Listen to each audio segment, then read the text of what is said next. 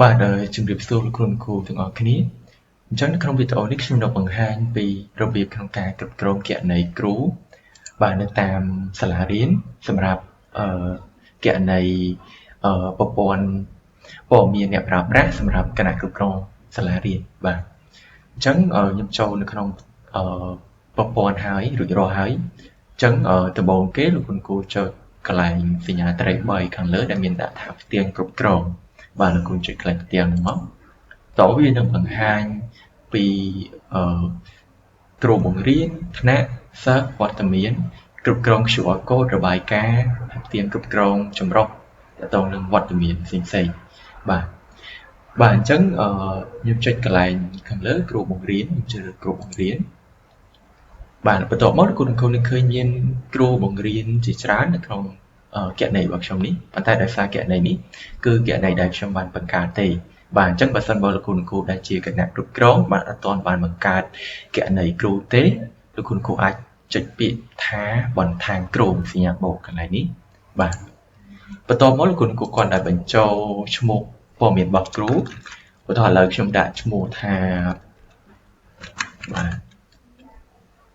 បាទដាក់ឈ្មោះឧទាហរណ៍ខ្ញុំដាក់ឈ្មោះបាទដាក់ឈ្មោះបំពេញកន្លែងនេះដាក់ថ្ងៃខែកំណើតរបស់គាត់អញ្ចឹងលោកគ្រូក៏អាចរើសអស់មើលបានឧទាហរណ៍ថាដាក់1996បាទឧទាហរណ៍បាទអញ្ចឹងកន្លែងសូមបញ្ជាក់លោកគ្រូដែរកន្លែងដែលសញ្ញាផ្កាយខាងនេះគឺវាទាមទារឲ្យលោកគ្រូបំពេញបាទអញ្ចឹងឧទាហរណ៍ថាកន្លែងជនជាតិសញ្ជាតិនេះគឺបំពេញដែរ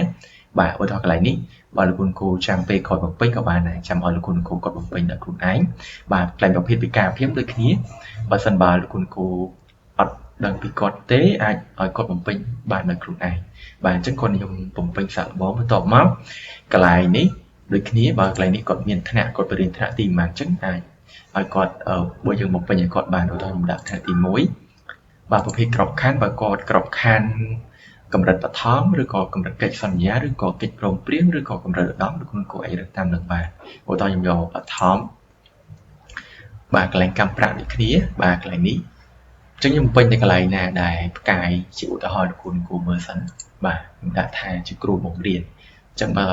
យើងបង្កើតគណនីសម្រាប់គ្រូបង្រៀនលោកគ្រូត្រូវរើសកន្លែងនេះដាក់ថាជាគ្រូបង្រៀនដែរបាទបន្ទាប់មកខ្ញុំអស់មកក្រោមទៀតបាទមានប្រភេទកម្រិតបរិបដារបស់គាត់បាទមានកញ្ចប់សម្ភារៈសម្រាប់ជួយសិស្សសម្រាប់គាត់ជាគ្រូបង្រៀនតែគាត់មាននឹងអត់បើគាត់មានគាត់នឹងគាត់ថិចមានមកបើអត់មានទេយើងដោះថិចវិញមកបាទកន្លែងស្ថានភាពគ្រួសារគាត់ខ្ញុំសូមរំលងបាទកន្លែងគណនីនេះយើងអាចបង្កើតឈ្មោះអ្នកប្រើប្រាស់គាត់បានឧទាហរណ៍ឥឡូវខ្ញុំបង្កើតឈ្មោះអ្នកប្រើប្រាស់សម្រាប់បាទខ្ញុំឧទាហរណ៍ប៉ុណ្ណឹងបាទអញ្ចឹងឈ្មោះអ្នកប្រើប្រាស់ដែលប៉ុណ្ណឹងមានថាខ្ញុំអាចប្រើប្រាស់បានឧទាហរណ៍ថាបើខ្ញុំដាក់ប៉ុណ្ណេះ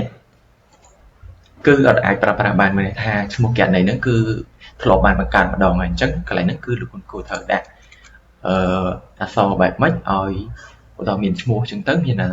ខ្ទុយអក្សរ T ឬក៏ខ្ទុយអក្សរផ្សេងឬក៏មានលេខអីដើម្បីអាចបង្កើតឈ្មោះប្រើប្រាស់បានបាទលេខសម្ងាត់នេះគឺលោកគ្រូដាក់ដោយខ្លួនឯងបាទឧទាហរណ៍ថាខ្ញុំដាក់password 1 2 3ប៉ុន្តែកន្លែងហ្នឹងគឺបញ្ជាក់ផងដែរថាបើសិនបើលោកគ្រូដាក់ password ប៉ុណ្ណឹងគឺវាបង្ហាញកន្លែងនេះដាក់ថាសុវត្ថិភាពខ្សោយមានថា password ហ្នឹងគឺងាយស្រួលចងចាំពេក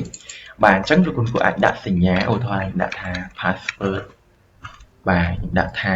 3 2 1អញ្ចឹងមកបាទ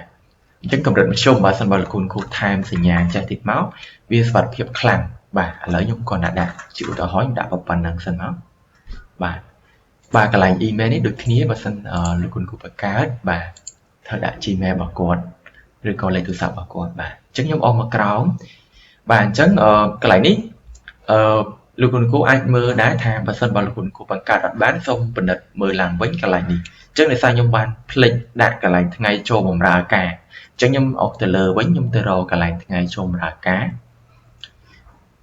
បាទកន្លែងនេះកន្លែងសញ្ញាផ្កាយអញ្ចឹងខ្ញុំរើសឧទាហរណ៍ថាខ្ញុំរើស2024បាទខ្ញុំរើសបាទថ្ងៃទី3មករា2024អញ្ចឹងខ្ញុំអស់មកក្រោមមក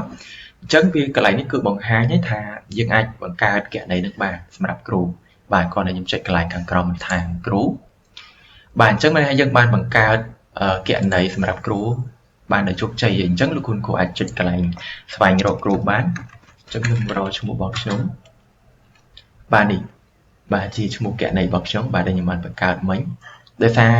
ខ្ញុំបង្កើតមិញខ្ញុំអត់ទាន់មានថ្នាក់សម្រាប់គ្រូបង្រៀននឹងទេតាក់ទងទៅនឹងការបង្កើតថ្នាក់រៀនខ្ញុំនៅបង្ហាញនៅក្នុងវីដេអូបន្តទៀតបាទសូមអរគុណលោកគ្រូ